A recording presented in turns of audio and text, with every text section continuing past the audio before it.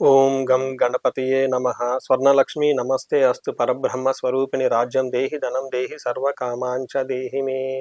పరాభావనామ సంవత్సరంలో ప్రతి ఒక్కళ్ళకి స్వర్ణలక్ష్మి అమ్మవారి యొక్క కృపా కటాక్షం ఉండాలని, తద్వారా మనందరికీ బ్రహ్మ జ్ఞానం కలగాలని కోరుకుంటున్నాను.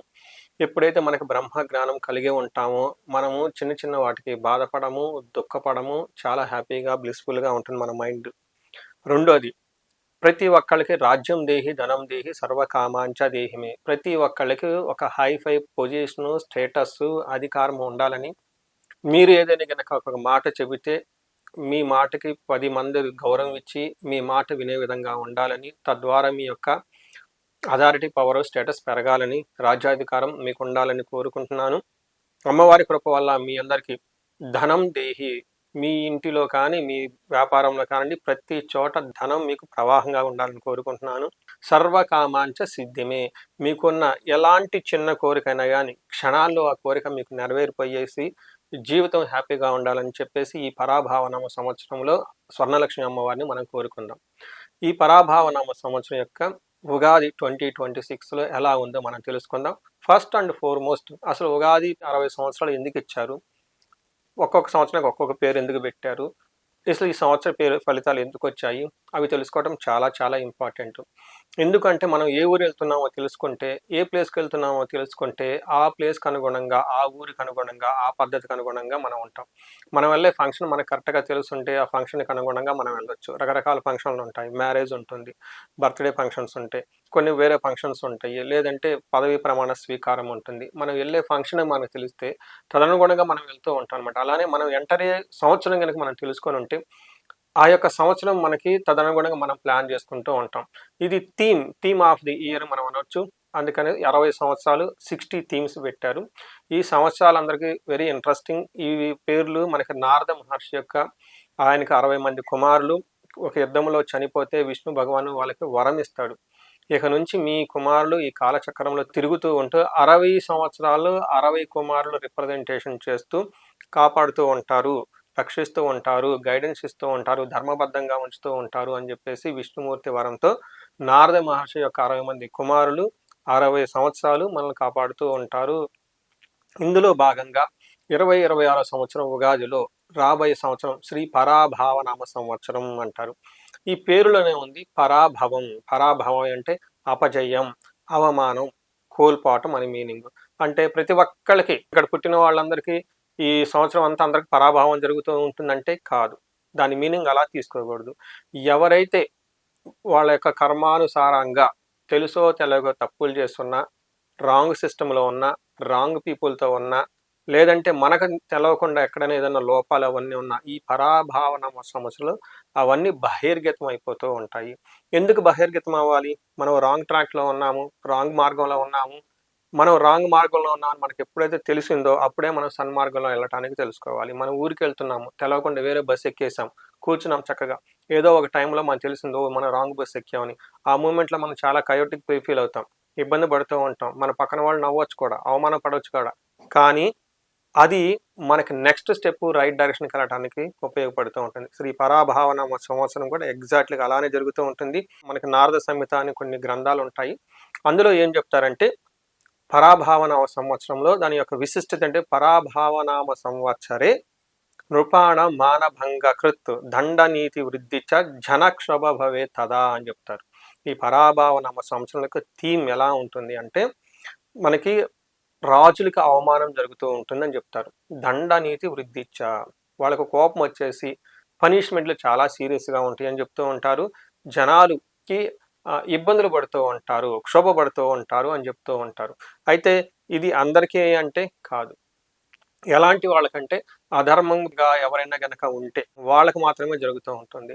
సపోజ్ మనకి రాజకీయ నాయకులు తీసుకోండి, అపోజిషను, లేదంటే ప్రతిపక్షము, లేదంటే ఇప్పుడు రూలింగ్ పార్టీ అనుకోవచ్చు.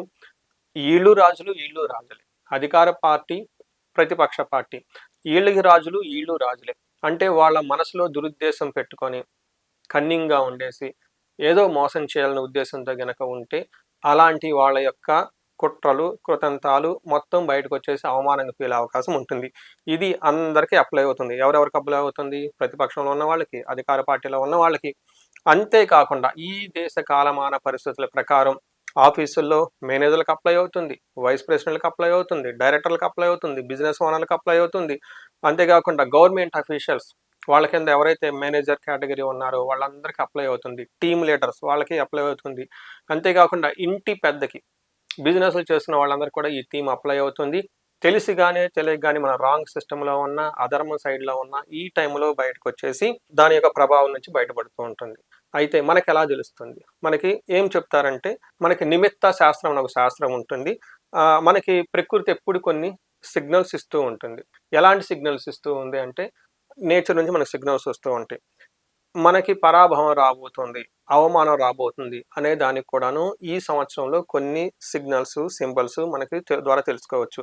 అది ఏం చెప్తారంటే మనకి మహర్షుల సంస్కృతంలో ధ్వజోపాతో నిర్పాణం స్యాత్ రాజచిహ్నం వినాశనం.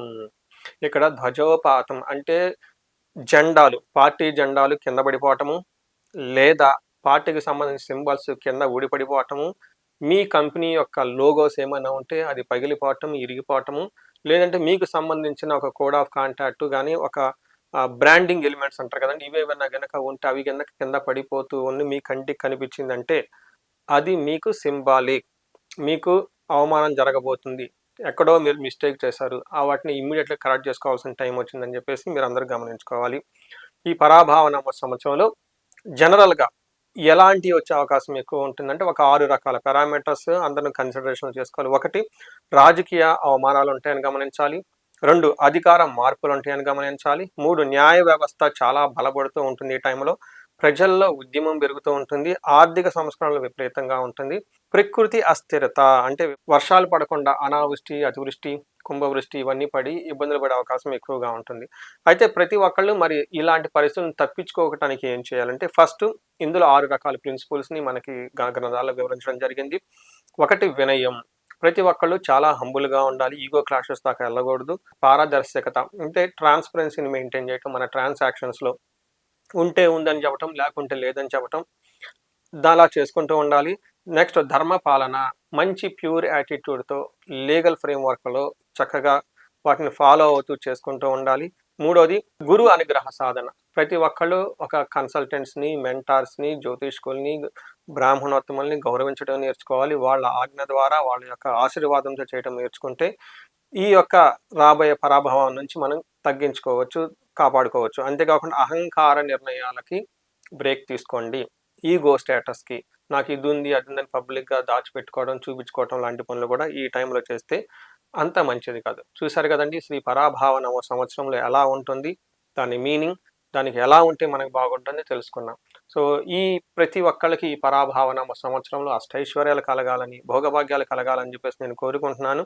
ముఖ్యంగా ఎవరైతే మీది కెరియర్ కనుక స్టాగ్నేటెడ్గా ఉంది, మ్యారేజ్ అవ్వట్లేదు, లేదంటే బిజినెస్ గ్రో అవ్వటం లేదు, ఇన్కమ్ సరిగా రావట్లేదు, విపరీతమైన శత్రుబాధలు ఉన్నారు, కొన్నిసార్లు ప్రాబ్లమ్స్ ఉన్నాయి, అది ఎలా వెళ్ళాలో డైరెక్షన్ లేదు. రెండోది ప్రాబ్లం ఉంది కానీ అది దానికి పరిష్కార మార్గం ఏంటి, ముందుకు వెళ్ళటానికి ఏమైనా బ్లాకేజెస్ ఉన్నాయా, ఇలాంటివన్నీ చక్కగా తెలుసుకొని జాతకం చూపించుకొని ఆ జాతకానికి అనుగుణంగా మీరు రెమెడీస్, పరిహారాలు చేసుకుంటే చాలా బాగుంటుంది. ముఖ్యంగా ప్రతి ఒక్కళ్ళు రుద్రాభిషేకం అమావాస్యకి చేయించుకోవడం చాలా ఇంపార్టెంట్. మీకు ఇందాక చెప్పిన విధంగా ఎక్కడైనా శకునం కనిపించినా కానీ రుద్ర పూజ, రుద్ర హోమం చేయించుకుంటే చాలా మంచిది. ఇవి కాకుండా ఎన్నో రకాలైన పాశుపత అభిషేకాలు ఉంటాయి. ధనాంక ప్రవాహాన్ని గురించి స్వర్ణలక్ష్మి విశేష హోమం ఉంటుంది, ప్రతి ఒక్కళ్ళు ఈ హోమం చేయించుకోండి. రాజ్యలక్ష్మి విశేష అధికారం గురించి రాజ్యలక్ష్మి పాశుపత అభిషేకం లేదంటే రాజశ్యామల హోమము ఇవి చేయించుకుంటూ ఉంటే చాలా చక్కగా ఉంటుంది. భార్యాభర్తల గురించి అన్యోన్య దాంపత్య పాశుపత అభిషేకం, ఇలా పిల్లల చదువు గురించి వాళ్ళ జాతకం చూపించుకొని ఆ జాతకానికి అనుగుణంగా మేధా దక్షిణామూర్తిన, నీలా సరస్వతిన లేకుంటే మనకి హరిగ్రీవ సంబంధించిన మంత్రాలు వాటిని తెలుసుకొని వాళ్ళ జాతకానికి అనుగుణంగా ఆ దేవతలను ఉపాసన చేస్తే చక్కగా ఉంటుంది. సో అందరికీ అష్టైశ్వర్యాలు కలగాలని చెప్పేసి కోరుకుంటున్నాను. నమస్తే.